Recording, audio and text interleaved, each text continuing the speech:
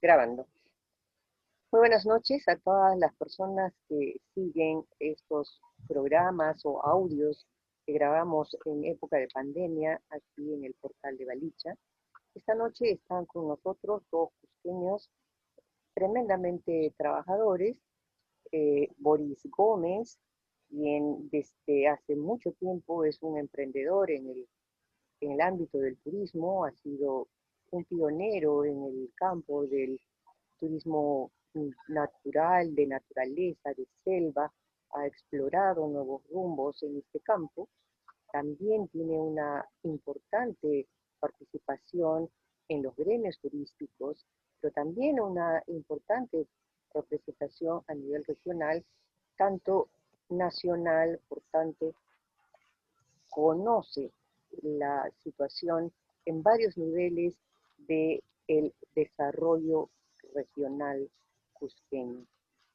Por su parte, Fernando Romero es un hombre formado dentro de la academia, ha tenido estudios tanto en el Perú como en el extranjero, en el campo sobre todo de la gestión pública y el desarrollo. También su experiencia es interesante porque cruza todos los niveles, nacional, regional y local, al igual que Boris. Boris también ha sido viceministro en una cartera que tiene que ver con el emprendimiento y el turismo, y Fernando pues ha manejado varios aspectos de la gobernanza de la región Cusco. Con ellos esta noche quiero conversar sobre desarrollo regional del Cusco.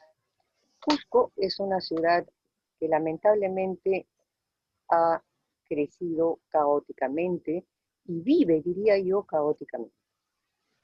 Y Cusco no es ninguna ciudad pequeña, es una metrópoli que es la metrópoli más importante turísticamente hablando a nivel nacional y también a nivel internacional con respecto al Perú. Sin embargo, urbanísticamente, en términos de salud, en términos de residuos sólidos, en muchos campos Cusco hace agua. Su crecimiento es más que incompatible con lo que podríamos llamar calidad de vida para los cusqueños.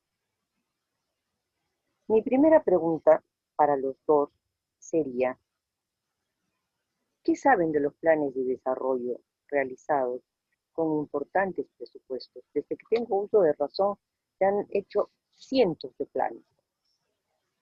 ¿Por qué no se aplican? Fernando. Gracias. Gracias, Patricia. Boris, grato compartir contigo.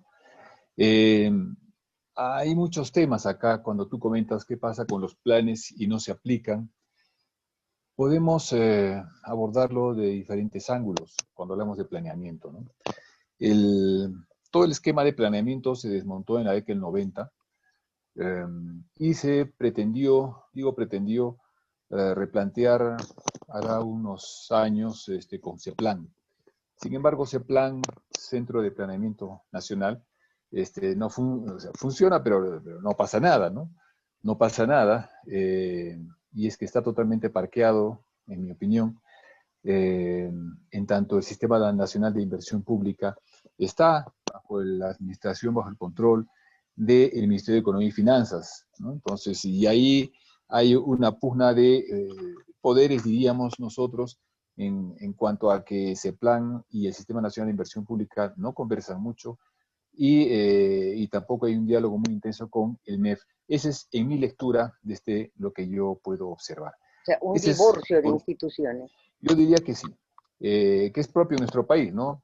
Toda la gestión pública es un conjunto de islas que no hay mayor articulación entre ellos, por un lado. Y por otro lado, yo también diría que si abordamos desde otro ángulo, esto obedece a la débil institucionalidad política que tenemos en nuestro país, y me refiero a los partidos y movimientos políticos que plantean a sus candidatos para asumir posiciones municipales, regionales o nacionales, ¿no?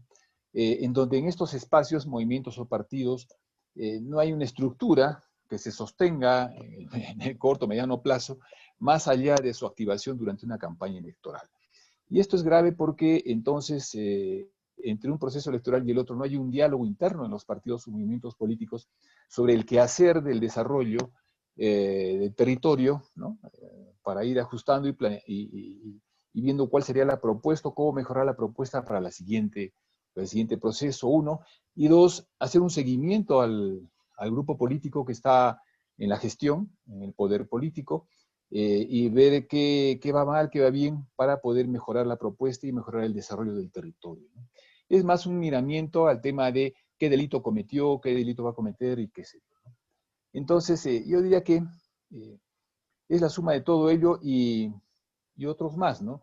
Y condice con aquel diagnóstico que realiza la CAF en un documento reciente del año pasado, donde identifica 5 problemas claves de la región. Y uno de ellos es la ineficiencia en la gestión pública, ¿no?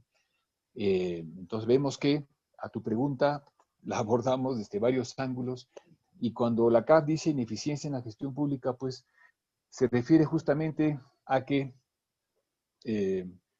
no tenemos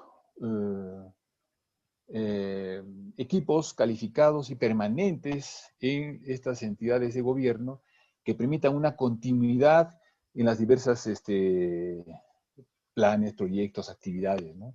Sucede que entra una autoridad municipal o regional y cambia todo, hasta el portero. Entonces, no hay una continuidad en la acción, y aún dentro de la gestión, la rotación del personal es bastante intensa. Entonces, no se puede manejar un hilo conductor en el tema por ejemplo, lo que tú comentas, planes, y en el caso de Cusco, por ejemplo, un plan urbano, ¿no? Entonces, ahí hablaríamos, diríamos que este es mi primer comentario en esta aproximación, como tú ves, desde varios ángulos ante la pregunta, ¿no? Ya lo iremos desarrollando. Boris, por favor. Bueno, sí, yo concuerdo con Fernando en el sentido de que las diferentes instituciones a cargo de la planificación y el desarrollo en las ciudades intermedias en Perú en general se comportan como islas, ¿no? Como islas, como cacicazgos. Y también creo que hay organizaciones que están dedicadas a la planificación, ¿no? Son expertos en planificación, pero creo que lo que le falta a estas organizaciones a cargo de la planificación es ir más allá de los propios planes, es decir, los propios planes no se autoejecutan, no son un programa de compra, no es un autoexec. Entonces, lo que se necesita son mecanismos de ejecución que vayan a ejecutar los planes, y también mecanismos de gestión, ¿no? De una vez que estos planes han sido ejecutados. Somos una sociedad, y no es solamente el caso de la sociedad cusqueña, pero yo diría casi todas las ciudades intermedias, aunque claro, en el caso de Cusco es dramático el hecho de que ya van a ser casi 2 generaciones, ¿no? O sea, ya van a ser más de 30 años de existencia de los gobiernos regionales, y los gobiernos regionales no han sido capaces de mostrarnos absolutamente nada en términos de ejecución de infraestructura, ¿no? Tenemos planes, y esto creo que también tiene que ver con la metodología utilizada, ¿no? Lo que sucede que con los planes que tienen que ver con lo urbano, con el pensamiento de ciudad, es que en primer lugar son caros. En segundo lugar, necesitan de equipos multidisciplinarios que usualmente no existen en el ámbito local, ¿no? Tienen que ser importados, el expertise tiene que ser importado o tiene que ser complementado a los equipos locales. Y en tercer lugar, cuestan mucho dinero. Entonces es tiempo, expertise y dinero. Y el tiempo que se necesita para la metodología, para aplicar una metodología de un plan, usualmente va mucho más allá de los 3, 4, 5 años, ¿no? Entonces, esos a mi modo de ver son los factores fundamentales. Y por último, también habría que decir que a nivel nacional existe una asincronía en términos del momento de la gestión, cuando uno ve las relaciones entre los gobiernos nacionales y subnacionales, ¿no? Es decir, cuando uno entra a la gestión pública al nivel municipal, por ejemplo, y esa es mi experiencia más reciente, uno le toca comenzar a conversar y a conocer a los actores que están al otro lado de la mesa en el gobierno nacional. Sin embargo, esos gestores, esos ministros, viceministros y técnicos, pues están solamente un año y tú te pasas casi un año aprendiendo a conocerlos. Y luego de un año se han ido. Y luego tú tienes que conocer y comenzar a comprender cómo piensan los nuevos gestores que acaban de llegar al gobierno nacional. ¿Me dejo entender? Entonces, lo que necesitamos es una sincronía en términos de la presencia de los actores en el gobierno nacional con los gobiernos subnacionales.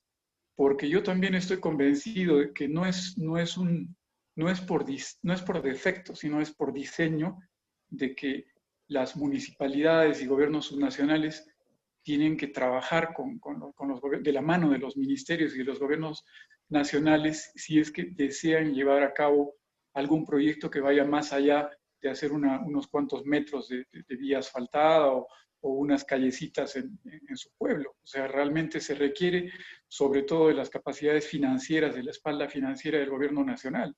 Entonces, hay que trabajar con el gobierno nacional. Entonces, si tú eres un alcalde, ¿no? Un poco respondón, y eres un alcalde que no se conforma mucho con la forma en cómo llevan las cosas los gobiernos nacionales, entonces no te abren la puerta. Ese también es otro problema, ¿no? Entonces, hay aquí varios factores, ¿no? Estamos Y en... yo creo... Sí, sigue, por favor. No, para terminar simplemente, ¿no? Yo creo que esta digamos, es una especie de urgencia de las personas en que los gobiernos tienen que quedarse lo menos posible, luego tienen que cambiar y nunca más volver. Yo creo que ese es un error, ¿no? Yo creo que los gobiernos nacionales y subnacionales deberían tener periodos sincrónicos, los unos con los otros. Estos periodos deberían ser de 5 años y si es que han hecho un buen trabajo, deberían ser capaces de presentarse a una reelección. Porque si no, de lo contrario, estamos en este drama de los ministerios con ministros de 6 meses que cambian sus equipos y sus viceministros y toda la gente cada pocos meses. Entonces, simplemente con esto no se puede hacer nada, no se puede planificar nada. Se necesita un poco más de tiempo también, ¿no? Sí, creo que los dos están viendo desde diversas perspectivas el mismo problema. Una falta de continuidad, disociación, el problema nacional y subnacional, como le llama Boris. Pero yo diría, ¿no será más bien que es una falta de políticas claras que debería seguir establecida esa política cualquiera que entre al gobierno y sepa que, bueno, la educación es importante y que se tiene que trabajar por la educación, que mantener las calles en un estado salubre es totalmente adecuado, que mantener agua potable es totalmente adecuado y que todos sepan que eso es lo que tienen que hacer, no que tienen que ir a proponer eso. ¿Por qué no tenemos eso? Fernando. Bien. Bien, mira, yo creo que en el tema del marco normativo todo está bastante claro y establecido, ¿no? La Ley Orgánica de Municipalidades define y establece claramente cuáles son las responsabilidades y las competencias de los gobiernos locales. Y cuando hablamos de un tema urbano, vámonos al gobierno local. En el caso de Cusco, a raíz de tu invitación, me puse a revisar cuántos planes tenemos más o menos vigentes, ¿no? Y encontré como 4. El Plan de Desarrollo Urbano 2003-2023, luego hay uno del Plan del Distrito de Cusco 2015-2020, hay otro del Plan Histórico 2018-2028, y finalmente hay uno, no sé si va con los anteriores o no, pero le llaman Plan Cusco, que solamente pude ubicar el volumen 5, y nada más, ¿no? Pero al margen de esta abundancia de planes y de planteamientos, hay una riqueza sustancial ahí en documentos. El tema está en que vivimos en un país donde son regímenes básicamente presidencialistas, ¿no? Si hablamos de un presidente de la República o hablamos de un gobernador regional gobernalista sería, o no sé cómo llamarlo, alcalde alcaldista, ¿no? donde el tema de un plan de desarrollo, o de O sea, los planes de personalista. desarrollo personalistas, ¿no? Se resume al planteamiento interés político de la autoridad. Y cuando digo de la autoridad me refiero al alcalde y su consejo municipal, o del gobernador y otra gente más, ¿no? Yo, del presidente de la República y alguna gente, ¿no? Entonces, ese es el tema. Y entonces se pierde el foco de cuáles son esos planes que fueron armados, estructurados de manera consensuada con la población, la sociedad, talleres diversos, y se generan documentos, uno más bonito que el otro, en cuanto a edición inclusive bajo el sello de organismos multilaterales, ¿no? Caso BID, caso Mundial, muy buenos, pero ahí quedan. ¿Y esto responde a qué? Sí, puede ser debilidad en algunos equipos, pero fundamentalmente a que este régimen son regímenes personalistas, presidencialistas, gobernalistas, Casi, alcaldistas, casi en donde cascos, ¿no? así es un caudillismo realmente, ¿no? O sea, no terminamos de darnos cuenta que es un sistema democrático, qué significa la democracia, ¿no? En cuanto uno elige a una autoridad para que esa autoridad lleve durante el tiempo que se le ha otorgado, 4 años o 5 años, lleve adelante los planes que todos hemos decidido, bajo consenso, aprobados, que los lleve adelante, ¿no? Pero no, sube y el tema pasa a cuenta nueva, ¿no? Pero también hay una ausencia en la cultura ciudadana de no poder reclamar a través de las organizaciones ya establecidas, gremios y otros, oye, ¿qué esperas que no implementas el plan aquel que aprobamos?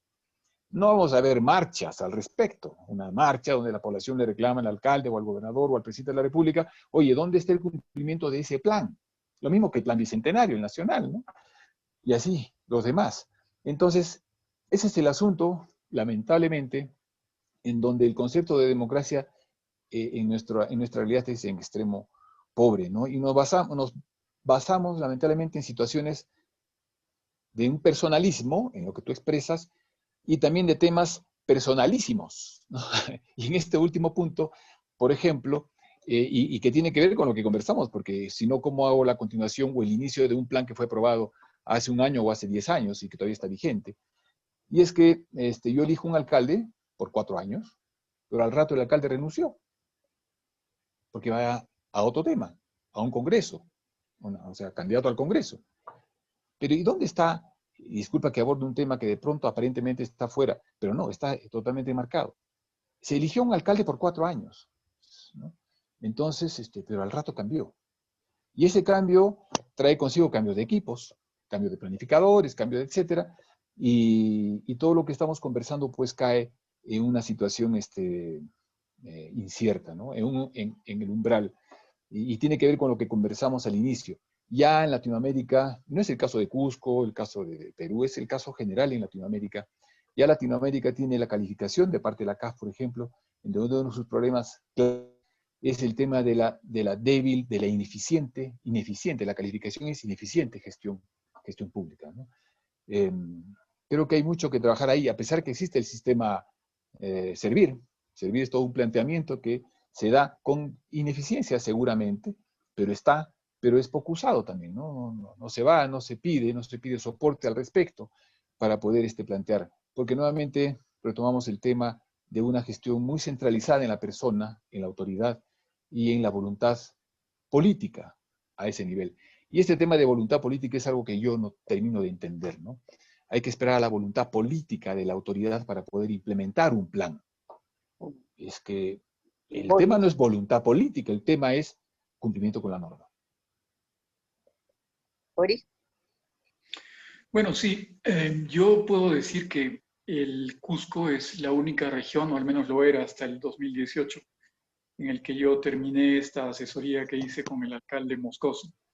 El Cusco era la única ciudad intermedia de Perú que tenía todos sus instrumentos de planificación al día, completos. Y estos son un plan de movilidad y espacio público que está vigente hasta el 2030 y que es también conocido como el Plan Cusco, y que es básicamente una mirada de la ciudad a través de los ojos del urbanista, con conceptos completamente contemporáneos, ¿no? Y que tienen que ver con la actitud que tienen hoy en día las principales urbes del mundo y sobre todo ciudades como la nuestra, que son ciudades patrimoniales, ciudades artísticas, ciudades patrimonio cultural del mundo, ¿no?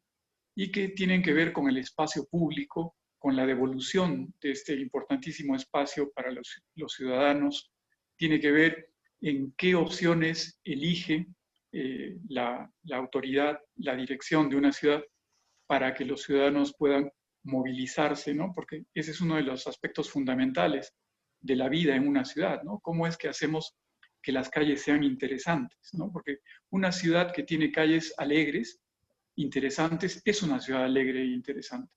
Una ciudad que tiene calles inseguras es una ciudad insegura.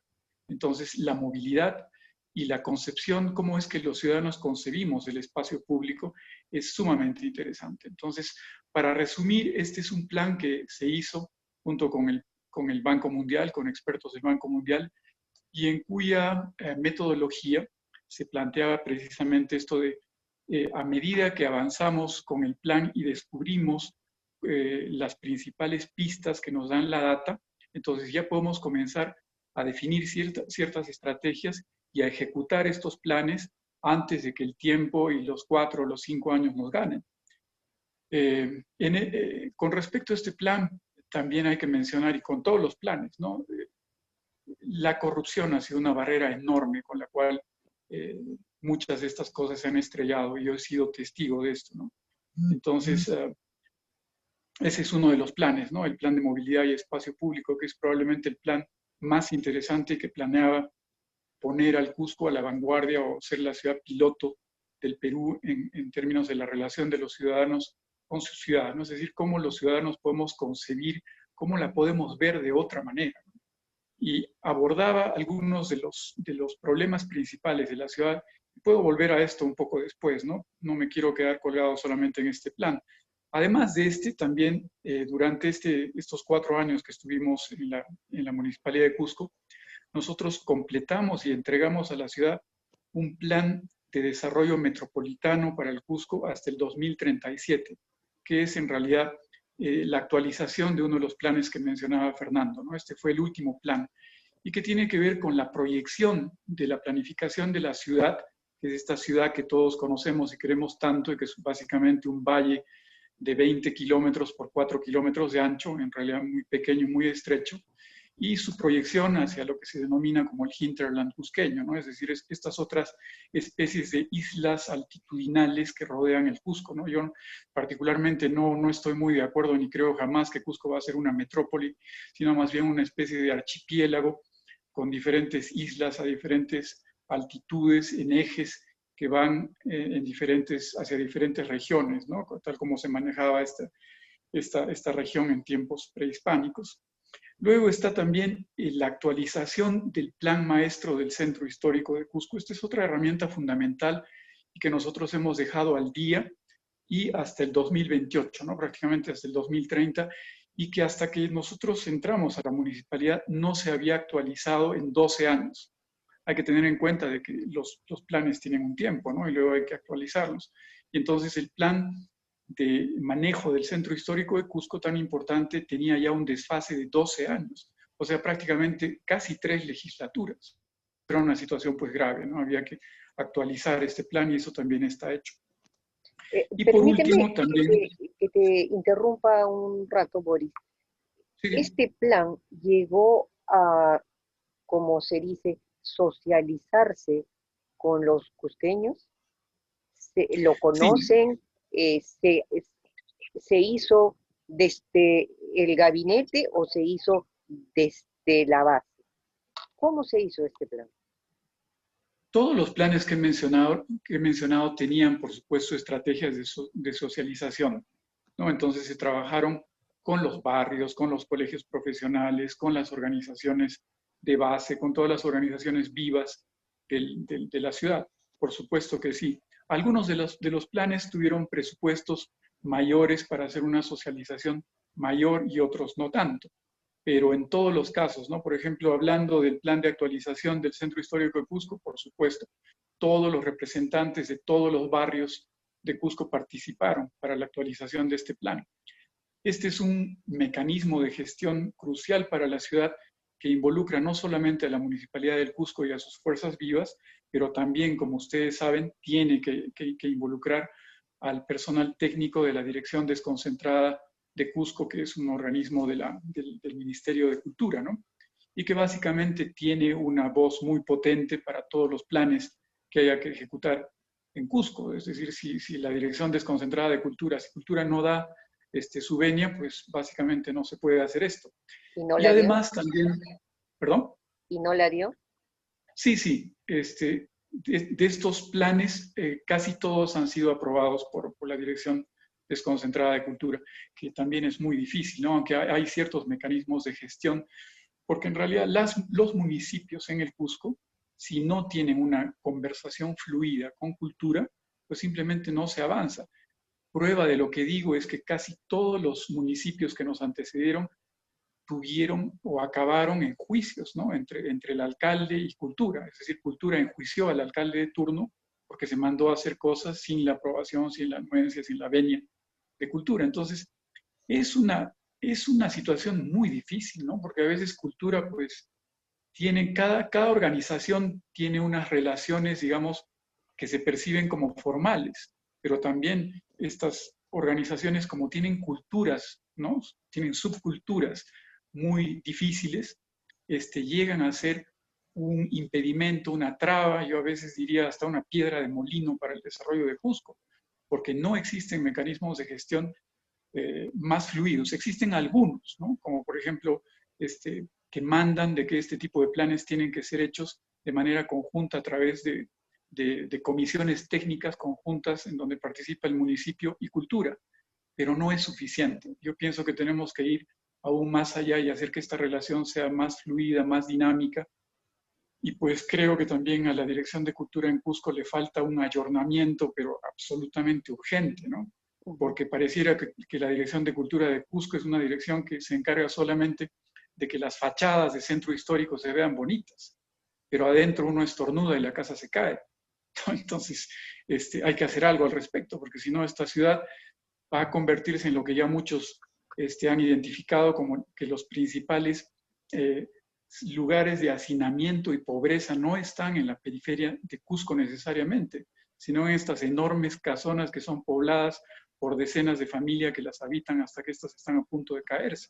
Entonces ahí también se necesita otra mirada completamente diferente acerca de cuál es el rol de esta organización que es tan importante para nosotros. Y solo para terminar, el cuarto plan que también trabajamos con la Municipalidad del Cusco, porque sí, en esa gestión éramos absolutamente conscientes de que tú no puedes tocar una ciudad tan importante como Cusco, una ciudad patrimonio, sin tener los mecanismos y los elementos de gestión necesarios, ¿no? Somos creyentes de una planificación. Y entonces hicimos también un plan de acción Cusco con el Banco Interamericano de Desarrollo, que también tomó muchos años. Ese fue sí más un plan de gabinete, ¿no? Hecho por el BID, ¿no? De acuerdo a sus metodologías y sus procedimientos, pero igual es un plan valioso que identificó muchos elementos muy interesantes y que aún están absolutamente vigentes. Bien, Fernando, Boris ha aportado un nuevo actor en el desarrollo, en el caso de Cusco, sumamente importante, que es la Dirección Desconcentrada de Cultura de Cusco. ¿Cómo evalúas tú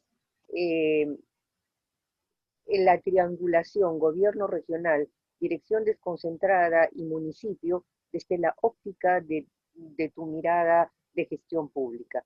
¿Es algo que funcione o no va a funcionar nunca? Una de las características en la gestión pública en los diferentes niveles de gobierno y sectores, o sea, horizontal y vertical, es la débil articulación entre estos actores, estas entidades, ¿no?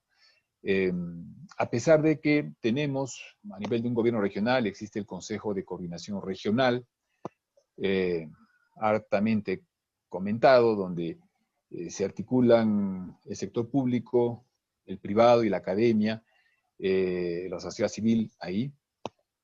A nivel de los gobiernos locales o municipales también tenemos los famosos consejos de coordinación local, en el gobierno provincial y en el distrital también. Son espacios que permiten esta articulación. Y además está la potestad en las autoridades de ambos niveles en poder incorporar a otros actores, ¿no? Pero a pesar de que estos espacios existen e inclusive están en las leyes correspondientes, en las leyes orgánicas, su su actuar es totalmente débil y es más usado políticamente por la autoridad para temas de cumplimiento o de imagen y no para el tema de política pública, ¿no? Por ejemplo, en lo que acaba de comentar Boris, que realmente es bastante interesante en estos diversos documentos de gestión, una plataforma o las plataformas para poder llevar adelante y de una manera, con una visión de largo plazo, como que son hasta el 2037, por ejemplo, que ese documento no lo he visto en la web, se requiere definitivamente el trabajar en estas plataformas institucionalmente establecidas por ley, estos consejos de coordinación, ¿no? Entonces, eso es débil, es débil. Una articulación entre un gobierno regional y el consejo, la Dirección Desconcentrada de Cultura y la municipalidad, de una mesa establecida y conversaciones sistemáticas, estructuradas y periódicas, no hay, no hay, ¿no? Entonces, y es una condición sine qua non para que justamente salga adelante lo que estamos conversando, ¿no? Los documentos que comenta Boris son sustanciales, de mucha importancia. La pregunta que nos hacemos en este momento es, al día de hoy, a este instante, ¿cuál es el nivel de implementación, de ejecución de aquellos documentos de suma valía, ¿no? O cuál es el impacto que ese avance sobre esos documentos se puede medir en este momento, ¿no? Yo creo que la respuesta no va a ser muy favorable. Vamos a un tema que sí, estuve de cerca en el tema de residuos sólidos. Hablamos de un ámbito urbano, en una ciudad patrimonio. El tema de residuos sólidos es fundamental, ¿no? Tenemos el botadero de Jaquira, ¿no? Jaquira, en distancias geológicas y en distancias biológicas, está a tiro de piedra. En distancias geológicas es por la contaminación con aguas subterráneas, ¿no? Y ahí nomás estamos nosotros, volteando la esquina. Y en el tema biológico son los vectores, ¿no? Los vectores que vuelan o van y llegan pues a la plaza de armas, ¿no? Ahí, por ejemplo, y estoy seguro que en todos los planes está que había que superar ese problema rápidamente. Sin embargo, por X situaciones de gestión pública, hace unos años atrás, pues un proyecto que podía haber sido el puente para superar esa situación de Jaquira, se vio pues absurdamente eliminado. A pesar de que había gasto público en el tema, ya había el tema de expediente técnico. Cuando hablamos de un expediente técnico, un relleno sanitario, ya hablamos de un nivel de ejecución con recursos públicos, tesoro público por endeudamiento, y que finalmente quedó en nada, ¿no? En un anaquel. Cuando era una solución temporal, mientras se pensaba y reflexionaba sobre otra, de pronto más interesante o de más largo plazo, ¿no? Y es que nos perdemos en esos temas personalísimos, o personales, que decíamos hace un rato, y que nos impiden poder avanzar en temas concretos en aquello que, en esos documentos que comenta Boris, ¿no? Entonces, la pregunta es, ¿por qué no se ejecutan los planes en esa dimensión? Porque estoy seguro que si se ejecutaran los planes que se hizo hace 15, 20 años en estricto, el escenario de Cusco urbano sería, de pronto, estoy seguro, mucho mejor que el que estamos atravesando hoy, ¿no? En el tema, por ejemplo, de estos asuntos que observamos en el centro de Cusco, en estas casonas, es una discusión y una conversa de siempre, y es un problema que siempre se comenta. Y ya vamos décadas en el tema, pero ¿qué hacemos al respecto? Están en los planes, ¿y por qué no se ejecutan? ¿No? O si avanzamos en otros temas, el tema de transporte urbano, el tema de seguridad ciudadana, el tema de, en fin, cualquiera que tú veas, seguimos atrasados en el prólogo de estos planes, ¿no? El punto que en este momento estás tocando, Fernando, me gustaría que Boris abundara en él. ¿Por qué no se ejecutaron esos planes? ¿Cuál fue la razón para que no se pongan en marcha? Bueno, yo creo que uno de los problemas mayores que enfrentan las ciudades es la capacidad de los liderazgos locales de compartir con ellos una visión de la sociedad y por ende una visión de cómo es que queremos ver a la ciudad en la que se desenvuelve esta nuestra sociedad a largo plazo. Y yo creo que para llegar a ello tenemos también que tener algunos conceptos metodológicos y filosóficos con respecto a la ciudad y al urbanismo de las ciudades un poco más claros, ¿no? Yo creo que hay que partir desde el reconocimiento de que el Perú es un país que tiene un atraso en términos de urbanismo y diseño urbano que están más o menos, van de la mano con la realidad que hemos vivido de los conflictos sociales que ha vivido el Perú durante los 80s y los 90s, ¿no? Eso también ha ocasionado un retraso en las escuelas, en la academia con respecto al urbanismo. Esos problemas tienen que ver, por ejemplo, con la visión de la ciudad que corresponde a la ortodoxia de las metodologías y de las concepciones sobre la ciudad que nos vienen pues desde los años 20, ¿no? O sea, conceptos difundidos por Le Corbusier y por algunos urbanistas anteriores a ellos del siglo XIX, de la Inglaterra de ese siglo, cuando empezaban los procesos de industrialización en el mundo, ¿no? Y que tienen que ver con estos conceptos de la ciudad jardín radiante y la ciudad bella. Entonces, disculpen que lo mencione, pero en realidad son absolutamente presentes. Cuando tú le preguntas a un cusqueño qué deberías hacer para salvar el centro histórico, el ciudadano cusqueño inmediatamente te dice: hay que sacar a todas las instituciones que en este momento están en el centro urbano de Cusco y sacarlas fuera de la ciudad, ¿no? Entonces, el principal problema que enfrentan las ciudades en este momento es ese tipo de conceptos y que derivan en una dispersión territorial, ¿no? Entonces, hay que comenzar a sacar a la gente y a los ciudadanos a estas ciudades radiantes, a estas ciudades jardines, bellas, que estén fuera del ámbito urbano, ¿no? De la ciudad que conocemos. En otras palabras, hay que deconstruir la ciudad, hay que destruir la ciudad. Entonces, para hacer eso hay que segmentar los usos, ¿no? Entonces hay que crear una ciudad administrativa, hay que crear una ciudad administrativa, hay que crear una ciudad dormitorio, ¿no? Entonces creamos este tipo de ciudades que corresponden a las visiones de Da Costa, a las visiones de estos arquitectos del siglo, que fueron educados con estos conceptos del siglo XVIII y XIX, ¿no? Entonces tenemos una ciudad en la cual el auto privado tiene absoluta prevalencia y supremacía y es necesario para alcanzar, ¿no? Es decir, donde duermo, de donde duermo me levanto, me despierto, me levanto y tengo que coger un coche para ir a trabajar. Tengo que coger un carro para ir a estudiar, tengo que coger un carro para ir a divertirme, ¿no? Entonces, son todas estas ciudades que se plantean y que tienen que estar fuera de la ciudad, tienen que abandonar la ciudad, ¿no? Esto también ha ocasionado la destrucción de los barrios, ¿no? La destrucción de la vida de barrio.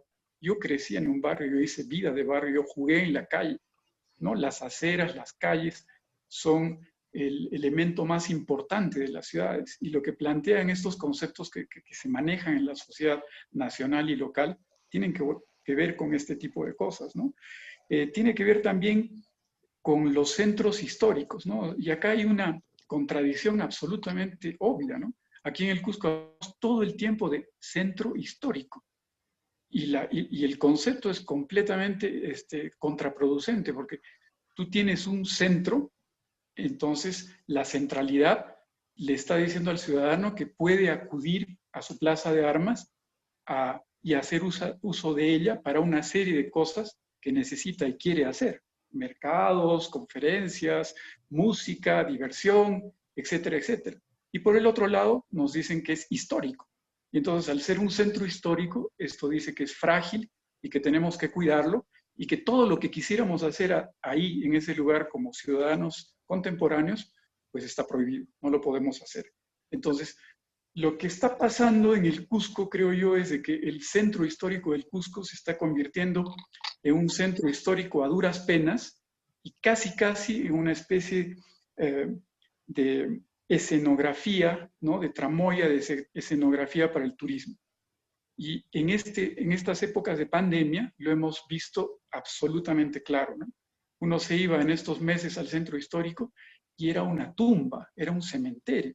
Actualmente todavía lo es. Nadie lo camina. Y entonces, ¿qué es lo que demuestra eso? De que ya nadie vive en el centro histórico. Entonces, estos procesos, ¿no? Y estas concepciones de que el centro histórico hay que abandonarlo, están completamente errados, ¿no? Entonces Pero necesitamos... yo creo que el abandono ha sido más bien por el cambio de uso que ha generado el propio turismo. El propio turismo ha puesto en boga ah, este concepto de casi centro escaparate para el turista, ¿no? Y la población cusqueña se vio desplazada a zonas hacia el sur, Mariscal Gamarra, eh, todo lo que es Avenida de la Cultura, todas esas urbanizaciones, se convirtieron en la ciudad dormitorio que antes era el Cusco, ¿no? Y el Cusco se convirtió en una ciudad, o sea, me parece que ahí no hubo planificación, sino imposición de un modelo de negocio. Más que planificación pensada, no hubo planificación, hubo una imposición, fue el mercado, punto.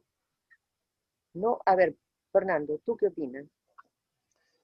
Tu comentario es bastante interesante, Patricia, y creo que explica ese vacío que comenta Boris. Y es que el centro es eso. El centro se ha constituido en esa vitrina, la palabra que usaste, Boris, escaparate, eh, de oferta turística, ¿no? En donde ahí los establecimientos están orientados fundamentalmente al turista. Un espacio para el local no hay. Eh, y eso responde fundamentalmente a la ocupación de ese espacio, de ese centro, de una manera espontánea, informal. Digo yo, no es porque las empresas que ahí están son informales, sino que el proceso ha sido informal porque no estuvo marcado por una institucionalidad que debió haber estado establecida por la municipalidad provincial, por el de cultura, fundamentalmente ambos, de pronto ambiente, no sé, gobierno regional no tiene nada que ver ahí. Pero Y podría. sí, es que lo que pasa es que tenemos leyes orgánicas que establecen claramente funciones.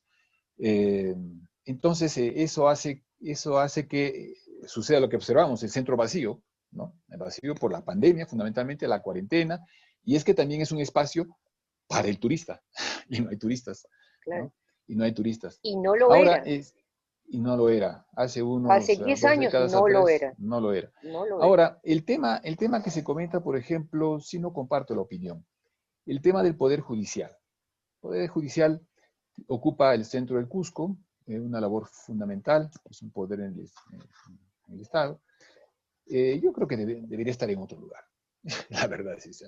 Yo no creo en el tema, o sea, la verdad que no he entrado en el tema de ciudad jardín o cosas así, pero yo creo que no. ¿Y por qué? Porque si analizamos la estructura y la informalidad en la que vamos avanzando, así como el centro histórico, el centro de la plaza y alrededores inmediatos está para el turismo, el entorno al Palacio de Justicia, esta instancia de justicia, está para los abogados. Entonces encontramos por ahí pues una situación y finalmente que complica el tránsito y el acceso libre y gozar del centro, o sea, gozar dentro en esa dimensión, a quien no le va a gustar, a mí sí, pero es un embotellamiento pues de accesos, de entradas o de salidas, justamente por ese alborotamiento de oficinas de alta concurrencia que existe en la zona, ¿no? Yo creo que sería el centro más interesante si es que no estuviéramos así de aglomerados. Ahora, es cierto el tema de la guerra interna, Sendero y aquellos años, obstruyó mucho el desarrollo y crecimiento de Perú y de Cusco también, obviamente. Sin embargo, si analizamos realidades como las de Colombia, donde hasta ahora siguen con su tema de guerrilla, sin embargo, su desarrollo urbano, creo, no soy experto en el tema, pero me parece que está mejor que el nuestro. Y el económico también. Y el económico también. Entonces, vemos que sí, hay situaciones que complican el desarrollo de un espacio urbano. Sin embargo, vemos en otras realidades que a pesar de que siguen con el problema, guerrillas y qué sé yo, caso de Colombia, pues ahí están, mejor que nosotros, ¿no? Definitivamente, ¿no? Y es que hay que tener en cuenta que que vivimos a nivel de la región de Latinoamérica, me refiero a Latinoamérica y el Caribe, es una de las regiones, es la región más urbana, con más presencia urbana, ¿no? Que el resto de regiones en desarrollo, ¿no? Y más o menos el 80% de la población latinoamericana está en ámbitos urbanos, y la tendencia es creciente hacia el 2030, 2050, y Cusco no es una excepción a ello.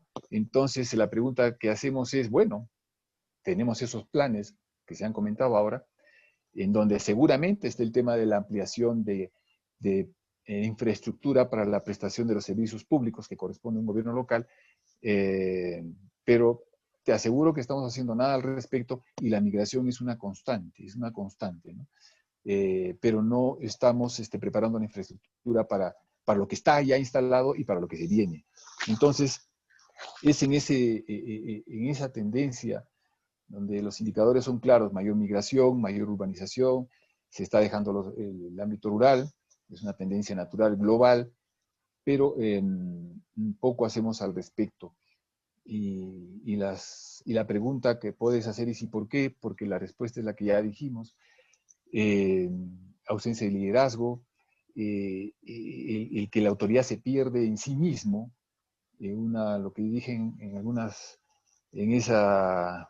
en ese autismo político, en donde yo pienso en mí mismo y sobre mí mismo, y yo me ilumino. De pronto estoy siendo un poco duro en mi comentario, pero es que lo veo así. Por eso el tema de la palabra de voluntad política, y no me quiero salir del tema, pero voluntad política me suena al siglo XVIII, no sé cuándo, de Luis XV, creo que era, donde decía: el Estado soy yo y yo decido. La voluntad política. Esperemos la voluntad política de la autoridad para que se cumpla con el plan. O sea, se cumpla lo que yo, como población, decidí en su momento.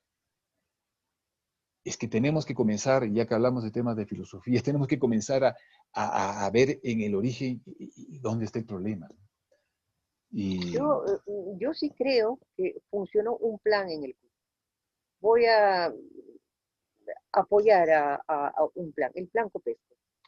Yo recuerdo con mucha claridad, y le he hecho varias entrevistas al arquitecto Pimentel, que allá en la década de los 70, fines de los 60, ya en la etapa de reconstrucción después del gran terremoto que sacudió al Cusco, él llamó poderosamente la atención sobre las potencialidades que tenía Cusco.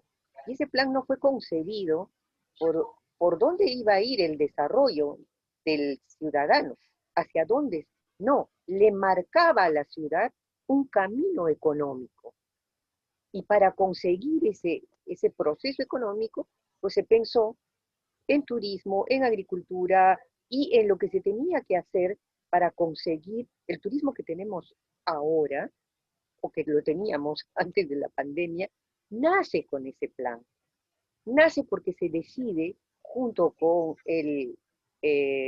la Casa de la Cultura, que era lo que existía en ese entonces, todavía no había ni siquiera Instituto de Cultura, la necesidad de revalorar, de restaurar, de poner en valor, decían ellos, todos nuestros monumentos arquitectónicos, culturales. Estaban desastrosos, devastados por el terremoto. Se dio la necesidad de hacer las carreteras que unieran Valle Sagrado, que unieran Sicuani, que unieran hacia la Convención. Todo eso se pensó en esa época con élites cusqueñas y con ayuda de gente que venía de afuera. Entonces, lo que yo escucho ahora a Boris es pensar en cómo va a ser una ciudad, pero ¿cuál es la motivación de ese plan? ¿Cuál es la filosofía? ¿Cuál es ok, no me gusta Le Corbusier, está bien que la gente que se hace su casa en La Arapa o allá lejos, donde tienen derecho, pueden hacerlo, o de repente hacia el otro lado, pero ¿cuál es la lógica económica? La gente no se mueve porque sí, la gente no se estimula porque sí, se le tiene que presentar un norte. ¿Cuál es ese norte? ¿Por qué tanto? Yo conozco más de los planes que ustedes han mencionado, conozco mucho más, quizás he vivido un poquito más que ustedes y tengo más conciencia de haber hecho planes que siguen archivados, ¿no? Yo, Boris, te pregunto, te vuelvo a preguntar, ¿cuál fue la filosofía, cuál fue el leitmotiv de ese plan? Porque si no, no lo entiendo. El Plan Copesco hasta ahora vive, creo que tiene una oficinita chiquita, pero fue un motor de desarrollo. Yo no sé si ese plan lo tiene. Boris. No sé muy bien de cuál de los planes me estás preguntando, pero yo creo que básicamente la ciudad tiene que ser concebida como un ser vivo, ¿no? Un ser vivo o como un ecosistema, ¿no? Como un ecosistema en el cual se desarrollan una serie de relaciones sociales y económicas muy complejas. Y para que la ciudad se mantenga viva, para que la ciudad sea interesante para matrimonios jóvenes que quisieran venir a vivir al Cusco, para empresarios, para emprendedores que quisieran venir a asentar acá sus negocios, ¿no? Para invertir en nuestra ciudad, pues esa ciudad tiene que mantener los valores que la hicieron interesante. Y entonces yo creo que todas las instancias de gobierno nacional, subnacional, en el caso nuestro, por ejemplo, ¿no? Las municipalidades, los gobiernos regionales, la dirección de cultura, la academia a través de la universidad pública y la universidad privada, yo creo fundamentalmente, y esto es el meollo de la cuestión, tienen que entender de que su misión es no inventarse ciudades, no inventarse conceptos. Lo que tienen que hacer esas organizaciones es actuar de manera concertada como catalizadores de estas relaciones intricadas y complejas que tienen que ver con lo social y con lo económico. Es decir, tienen que funcionar como facilitadores. A ver, les digo qué cosa significa esto para aterrizarlo un poco. Pero tú Cada crees, vez Boris, que estas cosas se dan por decreto, que el municipio va a decir de tal manera va a proceder porque yo creo que la gente joven necesita esto y la gente joven lo va a acatar. ¿Tú crees que la cultura cusqueña es así? No, lo que estoy diciendo es de que las organizaciones tienen que tener procesos y tienen que tener respuestas administrativas que le sirvan al ciudadano, ¿no? No pueden ser simplemente organizaciones burocráticas que son un fin en sí mismo, ¿no? Y el fin es empujar papeles y llenarlos de sellos que al ciudadano no le interesan. Entonces hay que reconocer que estamos en peligro. Estamos en peligro porque todas las ciudades intermedias del Perú, incluyendo el Cusco, se han vuelto en los últimos 20 años ciudades bastante feas, ¿no? Ciudades que están camino a ser ciudades horrendas, ¿no? Ciudades guachafas. Y ya lo son. En las que ya lo son. O sea, si tú te vas a Arequipa, a Piura, a Trujillo, a Chiclayo, a Cajamarca, la que tú me digas, ¿no? O sea, todas estas ciudades que tienen la impronta, digamos, colonial, o como Cusco, que tiene esta magnífica yuxtaposición, ¿no? De lo prehispánico, lo inca, con lo virreinal y lo republicano, pues estas ciudades están siendo sepultadas por un mar de cemento. Entonces, lo que tenemos que hacer es que estas organizaciones que llevan los rumbos de la ciudad tienen que entender de que tienen que actuar, como vuelvo a repetir, como catalizadores de la iniciativa privada, como catalizadores, como aglutinadores de los deseos de la ciudadanía, ¿no? De la ciudadanía en diferentes sectores etarios, ¿no? O sea, tenemos que pensar en que el Cusco tiene que mantenerse interesante para gente que quisiera venir a vivir acá, ¿no? Entonces, yo iba a dar un ejemplo, ¿no? Antes de esto es que cada vez que en el Cusco se ha pretendido hacer algún proyecto, por decirlo, ¿no? El más común ha sido hotelero, ¿no? Cada vez que en el Cusco hemos querido hacer un hotel de 5 estrellas, esto ha significado una batalla legal, ¿no? Y eso no puede ser. En este momento, en el río Sapi, que es el río raíz de esta ciudad, exactamente a una cuadra de la plaza de armas de este centro histórico que tanto queremos, tenemos dos ejemplos de lo que digo, ¿no? Hay dos ruinas contemporáneas, ¿no? Una a cada lado del río raíz.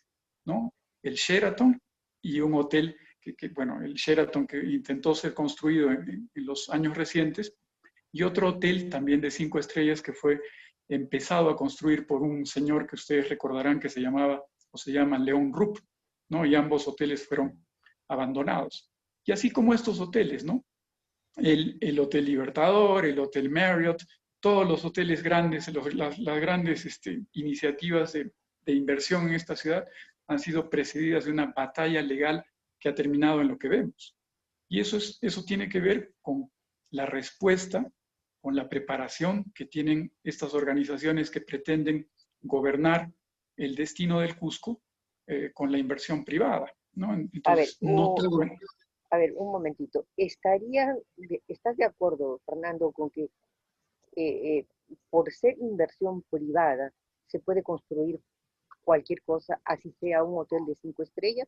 No importa dónde esté, no importa qué parámetros tenga la ciudad. Eso sucede, hay parámetros en todo el mundo y se los tiene que respetar. Eso es ser retrógradas, eso es ser poco proactivos al desarrollo. ¿Tú Ya, qué dirías? mi respuesta va por este lado. Es importante el respeto a la institucionalidad que la misma sociedad ha construido y está representado en el Estado, ¿no? El Estado es una suma de institucionalidades también. Entonces, la inversión privada es de sustancial importancia cuando estamos proyectando el tema de infraestructura. Infraestructura en carreteras, en saneamiento, en electricidad, infraestructura, en este caso, Cusco, un destino turístico por excelencia, infraestructura orientada al turismo, hoteles, restaurantes, es también importante, ¿no? Y debe de ser creciente. La condición es de que sea creciente en los términos en que la institucionalidad lo establece, ¿no? En los parámetros, en todo aquello, ¿no? Entonces, el respeto a la institucionalidad debe ser desde el saque. Y es por ello que en esta noche de conversa hemos escuchado en todo momento, de parte de los tres, hablar del tema de la concertación, la articulación entre los actores directamente involucrados en el tema, para poder sacar adelante el tema del plan y lo contenido en el plan y dentro de lo que está la inversión privada, en este caso hotelero, por ejemplo. La historia que narra Boris en el tema de León Rupp, por ejemplo, allá Hotel Valorega, creo que se llama, no me acuerdo bien, que está ahí por Santa Teresa, pues es un drama, ¿no? Es una infraestructura inmensa que quedó ahí y supongo que no sé qué va a pasar.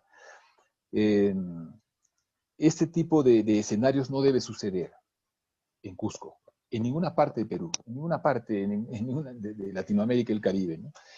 Porque eso pone en evidencia lo que dijimos de Saque, ¿no? La ineficiencia en la gestión pública. Está más que comprobado en estos dos casos. O la Y corrupción no digo, también, ¿no? no, así es. Porque todo inicio de la inversión privada, en cualquier sector, en este caso hablamos de turismo, tiene que respetar lo establecido en el marco institucional. Y también la puesta en marcha, la operación, debe también sujetarse a aquello, porque es lógico, vivimos en un estado de derecho y en consecuencia hay que trabajar en ese marco, ¿no? Acá la exigencia es ese trabajo articulado en una inversión o en inversiones de tanta importancia, aunque sean las pequeñas, la micro y pequeña empresa también requieren el mismo respeto, ¿no? Para avanzar, pero es mucho más fácil que la informalidad se dé en una micro, una pequeña, que se dé en una grande. Bueno, también es muy relativo en nuestro país. Pero yo creo que esa sería, por ahí abordo la respuesta a la pregunta. Lo que yo me pregunto, y le sigo preguntando a los dos, es que tú has revisado los planes. Boris ha sido parte de la ejecución de sus planes. Yo he sido testigo de la elaboración de muchos planes. Solo he sido testigo presencial, y creo que ustedes también, de la puesta en marcha del Plan Copesa. Ninguno más. Ninguno más. ¿Por qué los planes que se han formado desde la municipalidad? Yo recuerdo una foto que debe estar en el archivo del propio municipio, al arquitecto Pimentel rodeado de todos los miembros más importantes de los sectores económicos, políticos, artesanales, sociales, así alrededor de la mesa, todos apostando por ese plan. Y se hizo. El Ministerio de Cultura cumplió, porque la plata venía desde fuera, además. Ahora la pandemia, lamentablemente, ha sido un desastre mundial. El terremoto del Cusco fue un desastre local que nos permitió tener incluso hasta leyes que daban fondos para la recuperación y la reactivación de la propia economía del país. Este no es el caso. ¿Cómo esos planes van a servir en pospandemia, por ejemplo, hoy?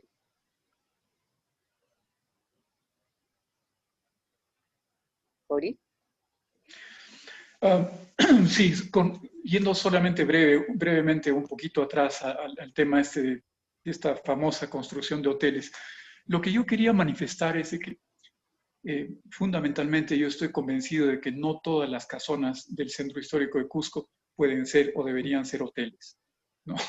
Eso es precisamente, estamos viendo los síntomas, ¿no?, de la incapacidad, de nuestra incapacidad de ser lo que yo había mencionado, es decir, catalizadores de las necesidades y de los intereses de diversos sectores. En la gestión en la cual me tocó participar a mí en la Municipalidad de Cusco, fuimos los que detuvimos la construcción de este hotel que era un proyecto emprendido por un armador pesquero de Chimbote, que había sido 2 veces alcalde, ¿no?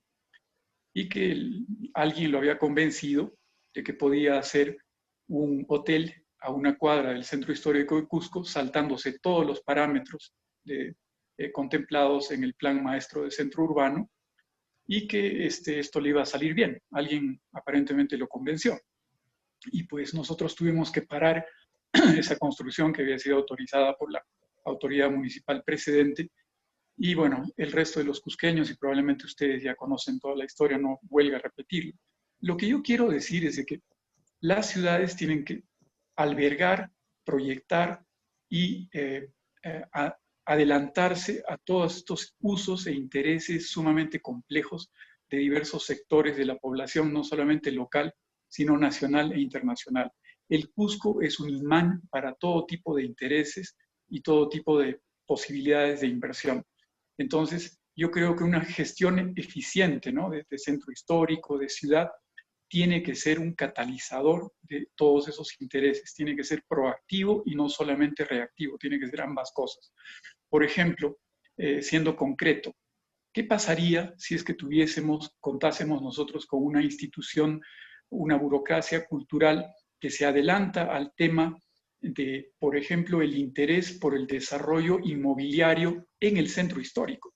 En vez de pensar en una ciudad dispersa, ¿no?, donde queremos construir pequeños condominios en torres, que ya están ahora en el Valle Sagrado y en Huaro y en no sé qué otro sitio, en Chinchero y en no sé qué sitios más, que lo que invitan es a las familias contemporáneas a vivir en pequeñísimos apartamentos, capturar a los niños y secuestrarlos en pequeños espacios interiores, ¿no?, al interior del pequeño espacio verde de este condominio, y más bien pensáramos en una autoridad, en una burocracia cultural que dijera, bueno, nosotros no solamente nos vamos a preocupar porque las fachadas de estas casonas tan cercanas al centro histórico se vean bien, sino que también al interior de estas casonas cusqueñas se pudiese pensar en esquemas de oferta inmobiliaria nueva, ¿no?, como se ha hecho en Quito, como se ha hecho en varias ciudades patrimoniales europeas, y entonces lo que hace la ciudad es invitar a nuevos residentes del Cusco a ocupar otra vez el centro histórico. El centro histórico en la actualidad creo que tiene menos habitantes, ¿no? Ese planteamiento me parece interesante. ¿Qué opinas, Fernando? Pues bueno, es necesario el replantear la manera cómo se vive el Cusco en su centro histórico, en ese desorden que se ha consolidado, se ha estructurado está consolidado, es sistemático, además porque se va incrementando en ese desorden. Hay que hacerlo. Y hay que ver la manera y la forma cómo se realiza, la estrategia para lograrlo, ¿no es cierto? A mí me Eh, parece, perdona que te corte, Fernando, un ratito solo para que prosigas, interesante el punto de vista de Boris, porque está planteando un- una línea económica, el sector inmobiliario. Mucha gente no tiene casa en Cusco o le cuesta hacerse de de un terreno, construir, qué sé yo. Y los propietarios de las casas en Cusco tienen muchos problemas en el centro histórico para poder reconstruir con una mirada o con una ayuda económica sus casonas. Y están sometidos a una serie de... Me parece interesante porque podría ser recuperación, podría ser un eje económico y podría ser que reviva el Cusco histórico y tenga esa vida de barrio, de local, de desastre, de tienda, que le daba vida al Cusco. Entonces me parece por eso interesante. Desde las políticas, ¿qué probabilidades hay? Tú que eres especialista en esto. no soy especialista en política, pero No, en permíteme políticas, en ser gestión política, no en en política. gestión pública. Ya. Hace años atrás había una ONG que tenía un programa de un poco de puesta en valor de estos solares, estas casonas antiguas, cusqueñas, y con el planteamiento que comenta Boris se complementa y enriquece aquella propuesta. Eh, y yo creo que es una opción bastante interesante porque primero que habría que ver la estrategia, pero el objetivo nos llevaría a quebrar esa informalidad que se ha dado en el centro histórico, en lo que es estas casonas en cuanto a vivienda, por ejemplo, ¿no? Ver cómo se replantea. El tema es un poquito complicado porque es un asunto de corte social. Hay que ver de reubicación de alguna gente en el proceso o finalmente para que pueda entrar la misma gente u otra gente a estas ubicaciones en el centro, bajo un replanteo arquitectónico interno, sin alterar toda esta arquitectura colonial que se tiene. Yo creo que es un planteamiento interesante, ¿no? Y de recuperar, por ejemplo, barrios como San Blas, no sé, San Cristóbal, eh, que, que ya dejaron de ser Fierro, aquello, San todo aquello Pedro, fierro, esa zona de Nueva Baja, Nueva Alta, en fin.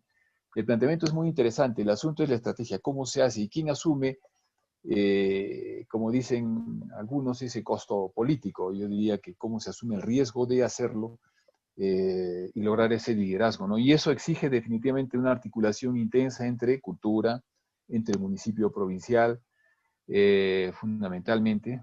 Yo diría que ahí, esos son actores.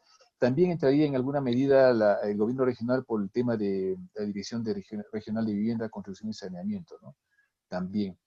Eh, la idea es muy buena, el asunto es cómo. Esto debo suponer que está en los planes, en el plan de acción, por ejemplo, Cusco, o en el tema de la recuperación del plan maestro del centro histórico, ¿no? Eh, el asunto es ese, Patricia. Ahora, y volvemos a tocar lo mismo, el asunto está en el nivel de articulación que se logre entre los actores que acabo de mencionar y además la sociedad involucrada para que acepte el cambio, el reto, ¿no? Es mira, así, es así. miren, Recursos hay, eh, recursos hay. A Perú el lo recurso que abunda y sobra.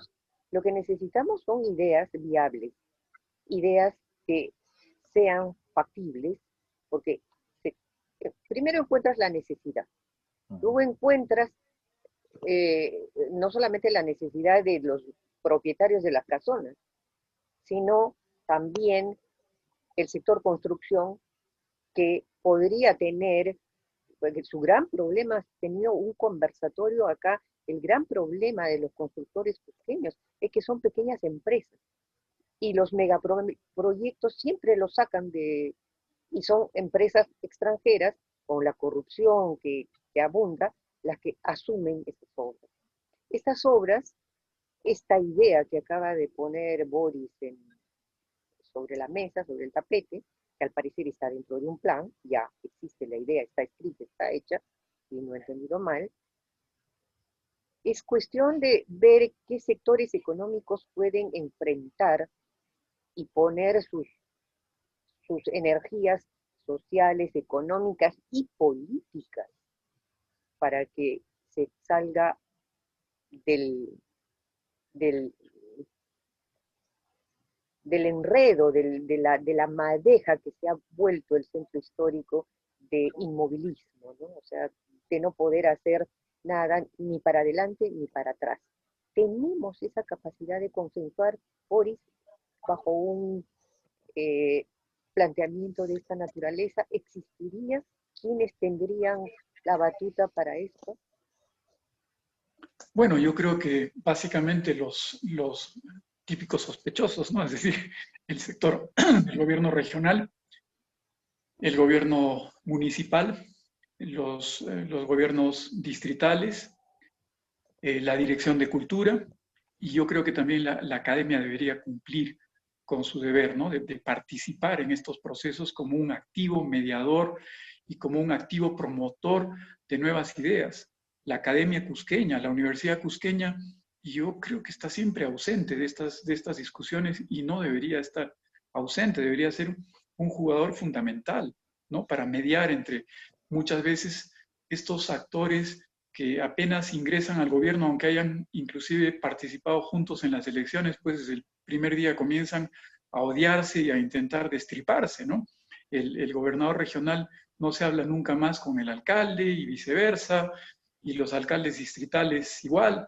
Entonces se necesita un árbitro que pueda ayudar un poco a traer a todos estos actores políticos a la mesa, a la racionalidad y al diálogo, ¿no? Y eso debería ser un rol que debería cumplir la academia cusqueña, porque en Cusco tenemos muy poca institucionalidad, ¿no? Igual que en el país. Pero yo quería volver un poco al tema de los conceptos, ¿no? Que es muy importante. Yo creo en el concepto de una ciudad compacta. ¿Qué es eso? Una ciudad compacta es una ciudad que, para decírtelo en una palabra, es la ciudad de 15 minutos, que por ejemplo ahora está promoviendo con gran ahínco la alcaldesa de París, ¿no? Que es una alcaldesa que tiene origen hispano, ¿no? Y ella habla de la ciudad de 15 minutos. La ciudad compacta es una ciudad en la cual, para satisfacer cualquiera de tus necesidades habituales y corrientes, no necesitas tomar tu coche. Solamente necesitas caminar en cualquier dirección para encontrar cualquier cosa que se te ocurra y que necesites. Desde tus necesidades de ocio, de diversión, de instrucción, de asistir a un instituto, una academia. Y el Cusco era eso, como estábamos mencionándolo hace poco, ¿no? Y el Cusco puede ser eso. Entonces, hay que mencionar también de que la realidad cusqueña es de que tenemos 2 o 3 ciudades. En realidad el Cusco ya no es una sola ciudad. Tenemos la ciudad de centro histórico, alrededor del centro histórico, que es una ciudad de 2 por 3 kilómetros, cuyo centro está abandonado. Estos barrios que ha mencionado Fernando, que son preciosos, ¿no? Las callecitas peatonales de los barrios de San Blas y San Cristóbal, y al otro lado, en la zona de Carmenca, pues es una delicia caminarlas. Pero ya no las puedes caminar después de las 5:30 de la tarde, cuando cae el sol, se vuelve un lugar ocupado solamente por gente indeseable, ¿no? Entonces, ahí tenemos que comenzar a actuar para comenzar a revitalizar este centro histórico para que vuelva a ser ocupado por personas, no solamente por hoteles, ¿no? Tiene que estar ocupado por familias. Los niños tienen que volver a jugar en las aceras y en estos barrios, ¿no? Entonces, lo que nosotros tenemos que pensar también es de que hay una ciudad extendida, ¿no? Que está hacia el sur y que tiene más o menos 15 kilómetros, ¿no? 15 kilómetros de largo. Y entonces tenemos que ver cómo es que conectamos a estos dos Cuscos, ¿no? Y yo creo que se necesita primero hacer un esfuerzo para recuperar el centro histórico, para devolverle las personas, ¿no? Y esos espacios públicos emblemáticos del Cusco son sus 5 plazas, ¿no? Las plazas que todos conocemos. La Plaza de San Blas, la Plaza Nazarenas, la Plaza de Armas, la Plaza Regocijo, la Plaza San Francisco, ¿no? Y hay algunas más, pero digamos que si podemos convertir a estas plazas y transformarlas y pasar de rotondas de automóviles a plazas donde realmente ofrecemos a los vecinos y a los habitantes, a los niños, a los discapacitados, a los ancianos, la posibilidad de ser otra vez dueños de estas plazas, entonces habremos cumplido con ese propósito. Y para eso hay que transformar a estas rotondas de automóviles, donde prima el automóvil, y nos llena de smog y de pitos de policías y todo eso, tenemos que hacer algunos cambios menores, pero tenemos que hacer algunos cambios para que estos espacios sean más atractivos para el poblado local. Luego, la otra cosa que necesitamos hacer es pensar en un sistema integrado de transporte. Y con esto quiero ir a una cosa que mencionabas tanto tú como Fernando. El Cusco, según la data que nosotros logramos levantar a partir de este plan de movilidad y espacio público, el Cusco tiene unas cifras de utilización del espacio y de movilidad que cualquier alcalde de la región daría un brazo, o de repente al menos una mano, ¿no? Porque son cifras espectaculares. Yo les digo esto, casi el 50% de todos los viajes desde la periferia hacia el centro histórico del Cusco, casi el 50% de estos viajes se hacen a pie. Casi el 40% de los viajes restantes, los ciudadanos cusqueños los hacen en transporte público. Y solamente el 3% de las personas que se movilizan desde la periferia o de esta ciudad extendida hacia el centro histórico se hacen en automóvil privado. Y sin embargo, nos parece de que ya no aguantamos un vehículo más en la ciudad. Y eso es simplemente porque la ciudad vieja, la ciudad histórica de Cusco no fue construida para automóviles, ¿no? Entonces, ¿qué nos dicen las cifras? Cuando tú tienes 50% de personas que caminan y otro casi 40 personas de gente que se moviliza hacia el centro histórico yendo en transporte público, eso nos dice, nos da un mensaje absolutamente claro para los gobernantes actuales y futuros. Tienes que mejorar las condiciones de caminabilidad de esta ciudad, ¿no? Tienes que hacer aceras más anchas, tienes que quitar un poco del espacio que en este momento se lo dedicas al automóvil privado y tienes que entregárselo a los peatones. En segundo lugar, una de las revoluciones globales más interesantes que nos ha traído esta pandemia es que la gente sí puede bicicletear en Cusco, sí puede. Las personas a veces me decían, ciclismo en Cusco para irte de tu casa a tu trabajo, eso será pues en Europa, que es plano. No, señor, aquí también se puede, ¿no? Se puede y lo estamos viendo. Ahora hay miles de ciclistas que a pesar de que el gobierno municipal no ha invertido más que 2 latas de pintura, han logrado inundar las calles. Y en Lima, donde sí, ¿no? El municipio limeño ha invertido, ¿no?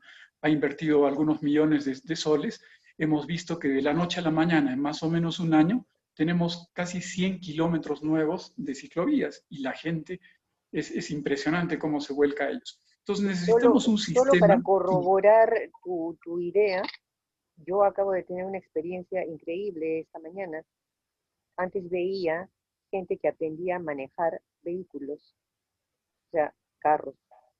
Ahora he visto 3 profesores que enseñaban a señoras a manejar bicicletas. Sí, o sea, bueno, lo que yo quería decir es que la hay.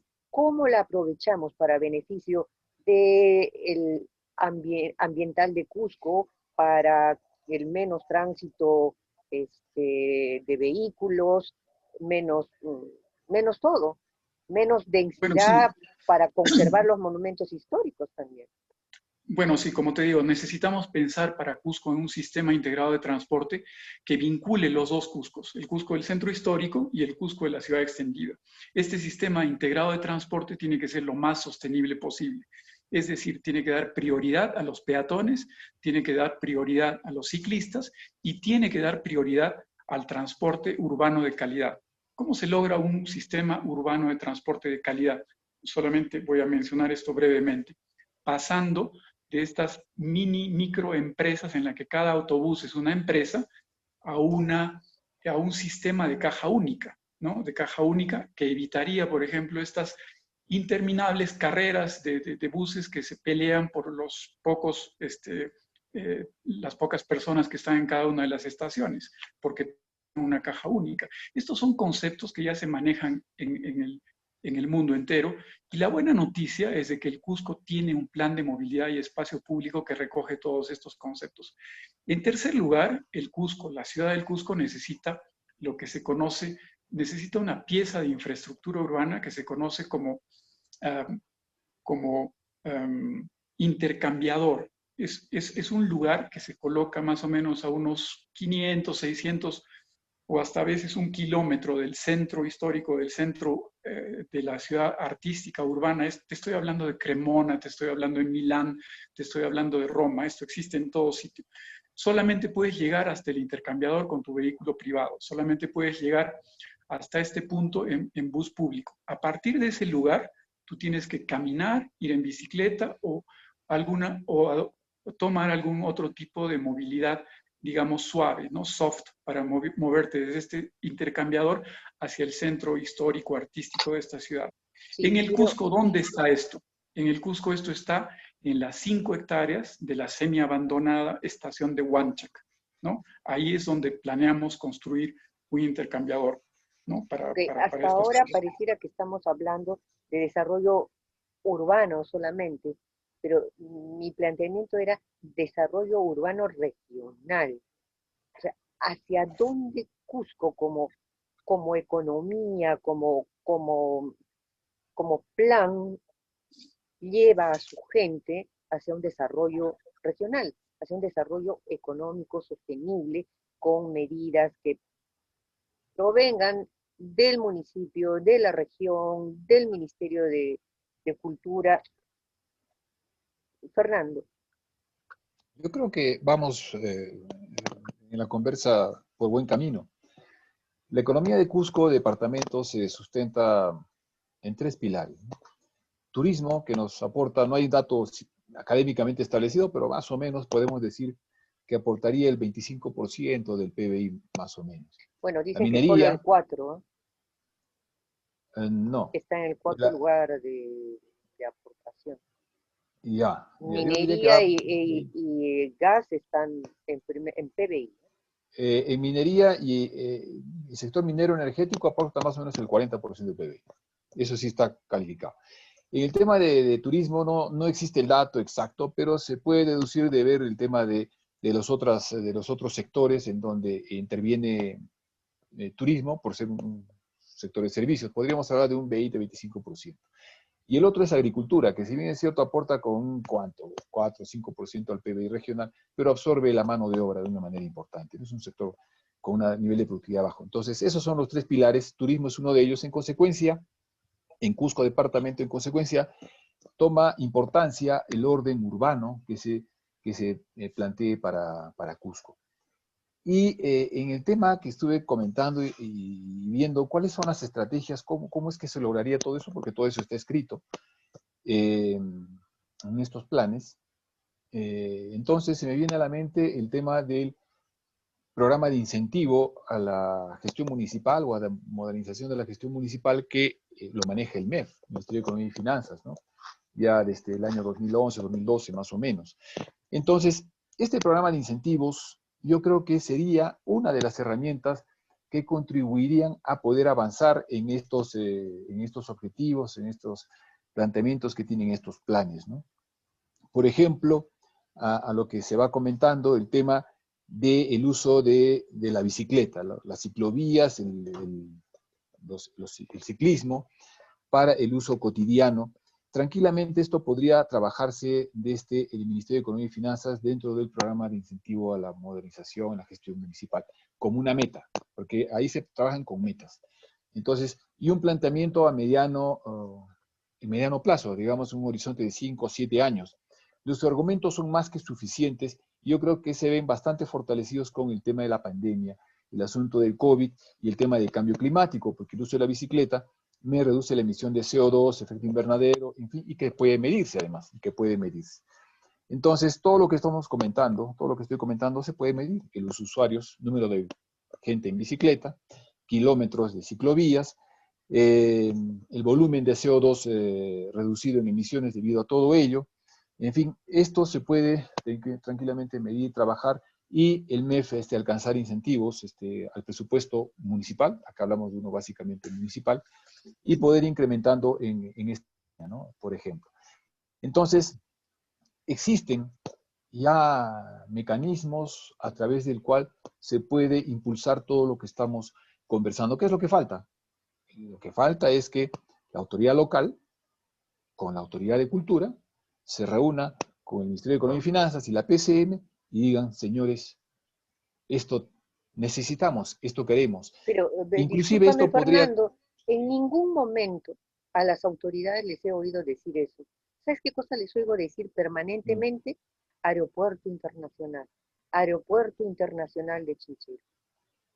Todo esto que Claro. ustedes han dicho ahora, perdóname, nunca lo dicen, ni siquiera lo verbalizan. Me recuerda a eso que comentaba hace un rato, cuando pueblo cusqueño, ¿qué quieren? O liceo cerrado. Me recuerda a eso. O sea, es tan importante el aeropuerto internacional. Estás hablando de agricultura. ¿Cuántas tierras de cultivo va a significar, ya significaron el cambio de uso? ¿Cuánto daño a la agricultura, a especies nativas, a cultura viva, a una serie de aspectos va a significar el aeropuerto internacional? ¿Va a ser realmente un desarrollo para la región? ¿Va a ser útil? Por favor. Voy a responder, pero antes permíteme cerrar la idea anterior. Sí, cómo no. Entonces, existen las herramientas para poder motivar, avanzar en lo ya establecido en estos planes vigentes para el Cusco urbano, porque hablamos del Cusco urbano, ¿no? Y por lo que también he argumentado. Solo lo que falta, y lo que hemos sido reiterativos en esta reunión, es ese nivel de conversa, de articulación y argumentación sobre esto concretamente. MEF, PCM, gobierno local y la Dirección Desconcentrada de Cultura, ¿no? Porque es una zona de patrimonio. Ahí, para mostrar que existen herramientas para poder impulsar aquello. Con respecto a lo otro que tú comentas, nuevamente entramos al tema del plan de desarrollo urbano y el tema del ordenamiento territorial, ¿no? Y es que yo creo que en Perú, a pesar de que tenemos todo un centro de planeamiento, CEPLAN, que como dije al inicio de la reunión, de la conversa, es un actor importante, pero que está, en mi opinión, parqueado. Entonces, el tema, todo lo que es el planeamiento, ordenamiento territorial, la zonificación económica y ecológica, todo aquello pasa, el plan urbano, todo aquello pasa a un segundo plano frente a necesidades y urgencias políticas. Los expertos conocen más el tema de la necesidad de un aeropuerto internacional. El problema es la ubicación, dónde debe estar y dónde no debe estar, ¿no? Y este tema de discurso se constituye también en una bandera política para poder hacer sombra a algunos aspectos en donde como autoridad política pues estoy teniendo muchas debilidades, muchas deficiencias, ¿no? Entonces se constituye una opción, un caballito de batalla para poder avanzar en tanto tengo otras debilidades y prefiero mantenerlas en el umbral, ¿no? O sea, es un pretexto, no es una conciencia de que sean necesarios, según Yo te creo estoy que, entendiendo. sí, yo creo que el tema de un aeropuerto internacional es importante en Cusco. El tema es la ubicación del mismo, pero como dicen los especialistas, también lo que importa también es ese concepto de conjunto de aeropuertos que puedan permitir el acceso a unas zonas y a otras. Por ejemplo, se habla de la importancia de un aeropuerto en la zona de la Convención, y en fin, ¿no? Y ver cuál es la articulación, cuál es la dinámica de los aeropuertos en el sur del Perú, ¿no? Que permitan un trabajo articulado, ordenado del acceso al turismo en Cusco, ¿no? No olvidemos también que el tema del aeropuerto en Cusco viene justamente de lo que tú acabas de comentar, el tema del Plan Copesco, ¿no? El Plan Copesco en aquellos años comienza con el tema del aeropuerto internacional y es entonces un reclamo que se viene trayendo desde hace unos 40 años atrás, ¿no es cierto? Bueno, el plan Copesco eh, un, un político cusqueño fue del que nació la idea. Pero No estaba en plan. está documentado en el plan Copesco. Pero Bueno, dejémoslo ahí, pues, hoy, sí. Entonces, se viene desde ahí el problema, ¿no? Entonces, el tema. Y yo creo que también el tema del aeropuerto internacional en el caso de Cusco y en el caso de cualquier región, es una reacción también al desarrollo altamente centralista que se viene dando en Perú desde siempre, ¿no? Si hacemos una revisión histórica de Perú y nos imaginamos, abstraemos, vamos a ver que la parte intensa de desarrollo se da en Lima, pasan los años y se va expandiendo a lo largo de la costa, y fundamentalmente se queda ahí, ¿no? No avanza hacia sierra y selva, ¿no? Entonces, como que a veces el tema de un aeropuerto de esas características tiene un tono también reivindicacionista, que es propio de un territorio como el nuestro, ¿no? Hay mucho tema reivindicacionista en el asunto, ¿no? Boris. Bueno, yo tal vez es por el sesgo que yo tengo, ¿no? De haber vivido prácticamente 30 años metido en la Amazonía. Es que yo creo que el futuro del Cusco está en su Amazonía. Pero creo que esta visión, además de este sesgo que acabo de mencionar, tiene que ver también con la realidad de que el Cusco está formado por más del 65%, más del 65% de su territorio son bosques tropicales, ¿no? Y otro hecho absolutamente extraordinario y que muy pocos cusqueños saben es que los bosques tropicales albergados en el departamento del Cusco, en la región del Cusco, son los bosques tropicales más biodiversos del planeta. Son la joya de la corona de todos estos estamentos que están siempre observando los temas de biodiversidad a nivel global. Entonces, yo creo que las perspectivas que tenemos de desarrollo para los próximos años, si yo tuviese la oportunidad, yo creo que apuntaría por ahí, ¿no? Y más allá de la discusión esta del famoso aeropuerto en Chinchero, que sí tienes razón, Patricia, yo la comparo con este clamor de los años 70 o 60, cuando yo era un niño, ¿no? Que la sociedad cusqueña pedía un coliseo cerrado, ¿no? O que en estos momentos dice que una obra emblemática para el Cusco es un hospital, ¿no? Y ya van, creo, 3 gestiones regionales y no pueden concluir un hospital, ¿no? Cuando ahora ese tipo de infraestructuras son casi como un commodity, ¿no? Es decir, una ciudad ordena y dice, bueno, necesitamos 6 hospitales y les hacen los 6 hospitales en 3 o 4 años. Aquí no podemos hacer uno.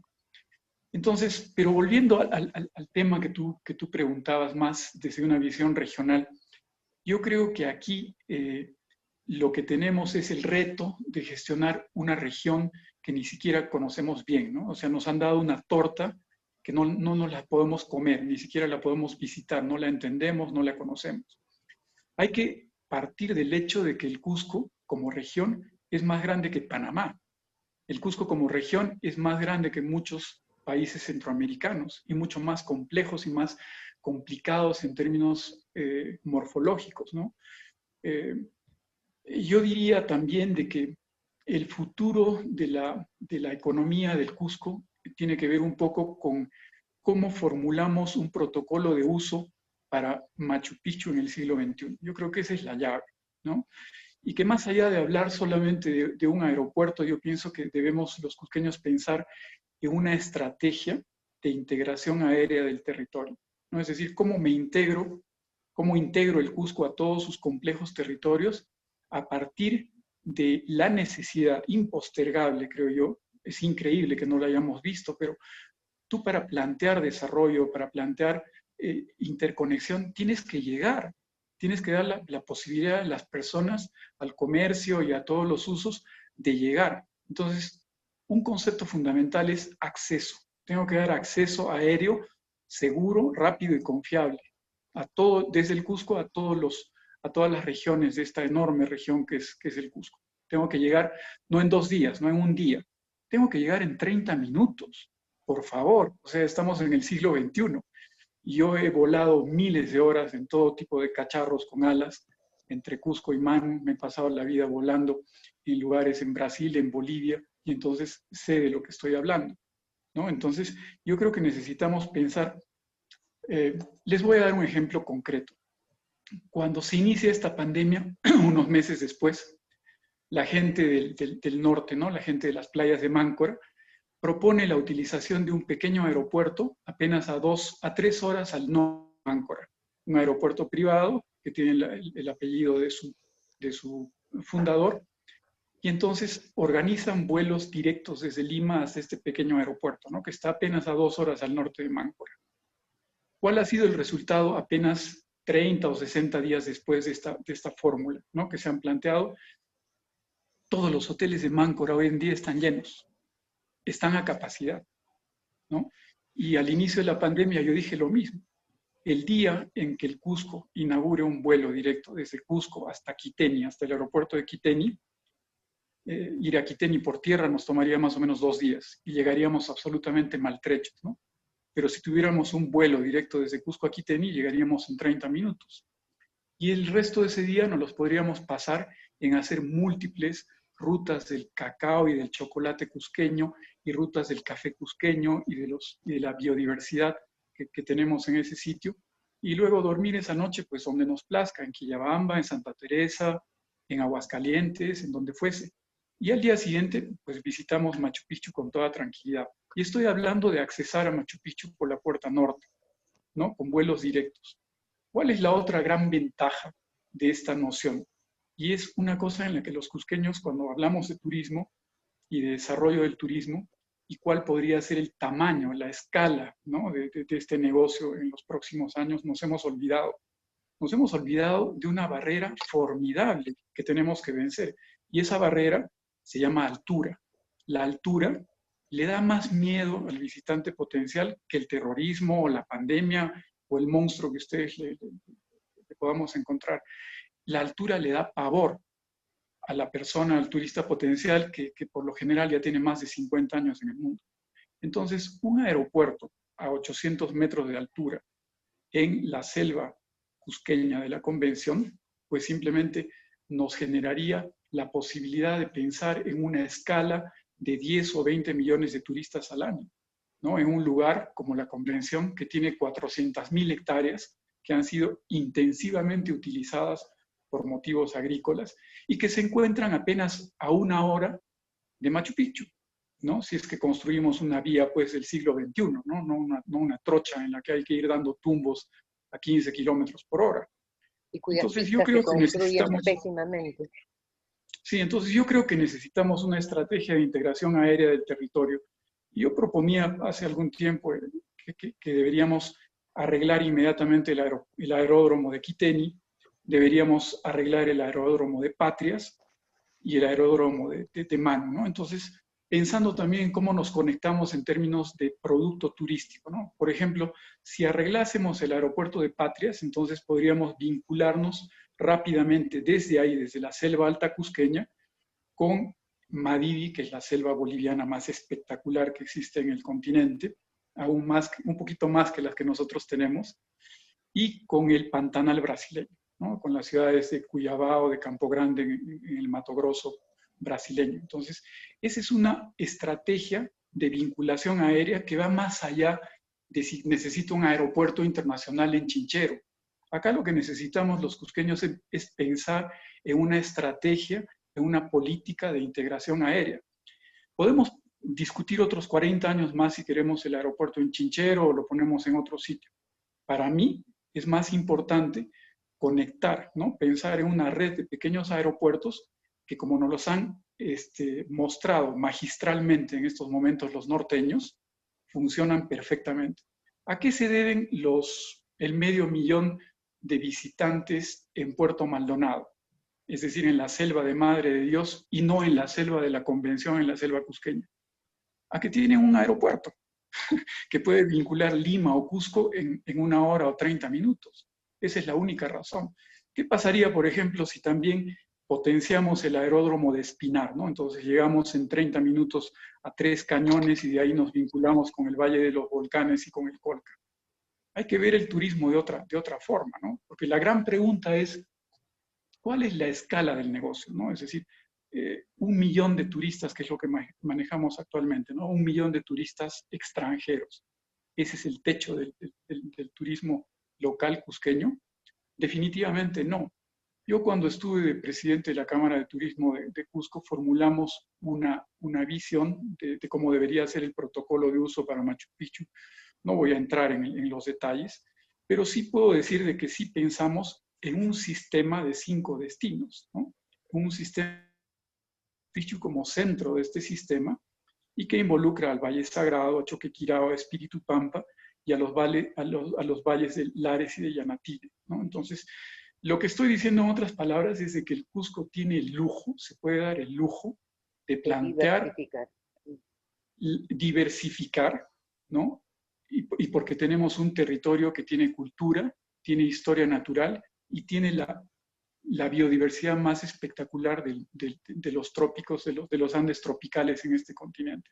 Y no lo vemos. Estamos viendo entonces, Fernando, que tenemos una propuesta inmobiliaria, una posible propuesta turística, un desarrollo vial también alternativo, que ideas y una vez más planes nos faltan ya para darte a ti cerrar con broche de soñar que todo esto pueda ser una realidad para el Cusco y la región y su desarrollo.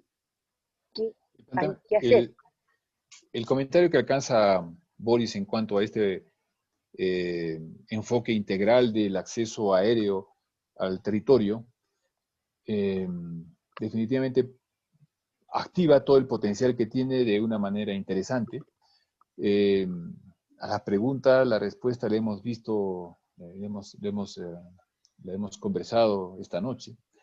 Es en esa articulación y esa conversación entre el sector privado, los gremios en el sector turismo en este caso, los municipios involucrados, el tema de construcción. el sector privado en tema de construcción, el gobierno nacional, porque hablamos de aeródromos, entonces ahí el Ministerio de Transporte y Comunicación tiene un nivel de injerencia para poner en marcha este tema, ¿no? Es ese paso tan simple de comentarlo, pero tan difícil de ponerlo en ejercicio, ¿no? Y estás hablando ahí fundamentalmente de liderazgos también en los gremios, para lograr concretar la puesta en acción de esta integración aérea que comenta Boris, ¿no? El tema es totalmente posible. Los empresarios están interesados, porque es la función de ellos, el tema de mercado, la generación de empleo, de ingresos, de impuestos, utilidades, por ahí debe ir, pero ellos no pueden ir solos si es que el Estado, a través de las instancias correspondientes, el MTC no autoriza aquello, los municipios no ayudan, no soportan.